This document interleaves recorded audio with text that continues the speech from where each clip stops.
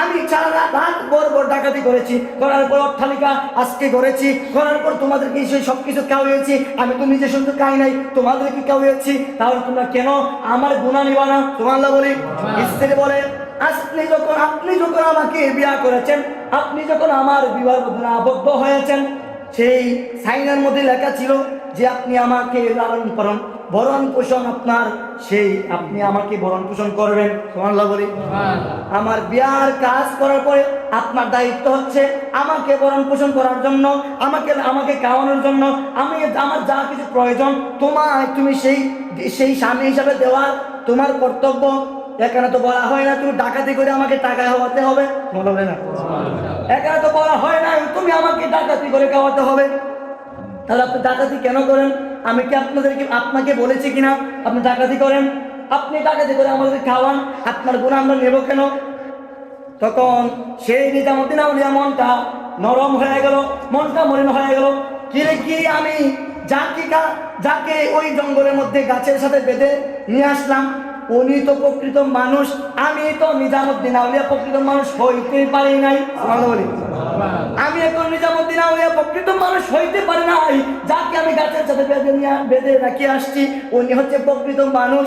নিজামুদ্দিন আউলিয়া বললেন, ও ছেলে মেয়েরা শোনো, মা তোমরা এদিকে আসো।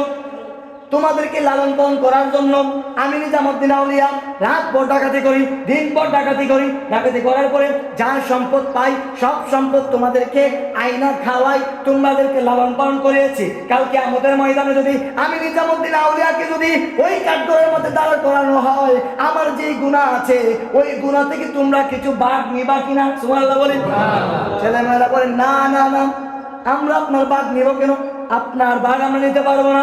নিজামুদ্দিন আউলিয়া বলে, কিরে বাবা কিরে মা কি, তোদেরকে তো আমি খেয়েছি, তোদেরকে তো আমি আমার সম্পদগুলো আইনা তোমাদেরকে দিয়েছি, তোমরা কেন আমার সম্পদে আমার গুনার ভাগ তোমরা নেবা না? ছেলে মেয়েরাইকে বলে, বাবা শুনেন, আপনি আমাদেরকে জন্ম দিয়েছেন, আপনার কর্তব্য হচ্ছে আপনি যেইভাবে হোক না কেন আপনি আমাদের লালন পালন করতে হবে, সেটা আপনার কর্তব্য।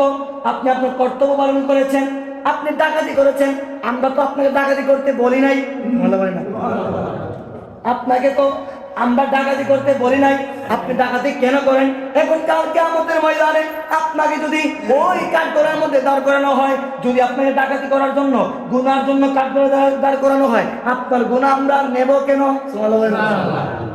হায় নিজামুদ্দিন আউলিয়া তখন কান্না করতে দৌড় মেরে চলে গেলেন জঙ্গলের মধ্যে। জায়গা গিয়ে বলে, বাবা ফরিদউদ্দিন, আপনি যেই কথা আমাকে বলেছেন ওই কথাই সত্য।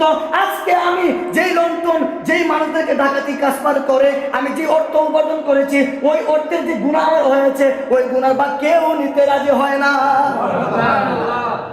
আমাদের জীবনে আছে কি নাই? আমরা সুদ খাই, ঘুষ খাইয়া ছেলে মেয়েদেরকে লালন পালন করি, ওই ছেলে মেয়ে কালকে আমাদের মধ্যে আমার গুনাহ নেবে? আমার গুনাহ নেবে না। আমার গুনাহ আমারই থাকবে, আমার গুনার জন্য আমি চলতে হবে। আর বাবা এমন ছেলে মেয়ে লালন পালন করেছি আমরা, যে আমরা গুনাহ কাউ নিতে রাজি কেউই নেবে না।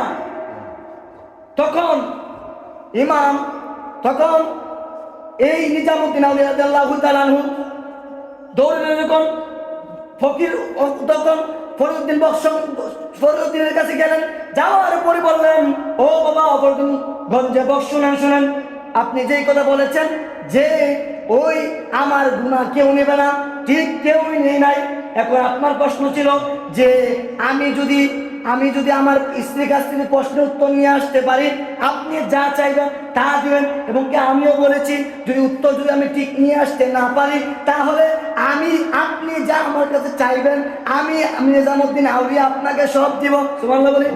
এখন উত্তর হয়েছে, আমি তো প্রশ্নের উত্তর নিয়ে আসতে পারি নাই, তার মানে আপনি জিতে গিয়েছেন।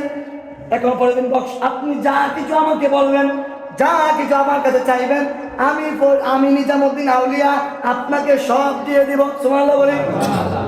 ফরিদউদ্দিন শেখর তিনি বললেন, ও নিজামুদ্দিন, তুমি শোনো, তোমার কাছে আমি কিছু চাই না, তবে শোনো, তুমি যে গাছের মধ্যে আমাকে বেঁধে রেখে গিয়েছিলাম ওই গাছটা কি? তিনি বলে, ওই গাছটা মরা। সুবহানাল্লাহ বলি। ওই গাছটা কি? ওই গাছটা মরা। তখন বললেন, আজকে তোমাকে আমি এই জায়গার মধ্যে রেখে যাব, যতদিন পর্যন্ত ওই মরা গাছের মধ্যে লতা পাতা না দিবে, যতদিন পর্যন্ত ওই গাছ থেকে পাতা না গজাবে, যতদিন পর্যন্ত ওই গাছ থেকে ফল বাহির না হবে, ততদিন পর্যন্ত তুমি নিজামুদ্দিন এই জায়গা থেকে একদম সর্বানা। সুবহানাল্লাহ বলেন। নিজামুদ্দিন আউলিয়া বলেন, ঠিক আছে আমি আপনার কথা মানলাম, আমি আজকে থেকে আর কোনোদিন এই জায়গা থেকে যতদিন পর্যন্ত গাছের মধ্যে পাতা না দিবে, যতদিন পর্যন্ত গাছের মধ্যে লতা পাতা ফল না হবে, ততদিন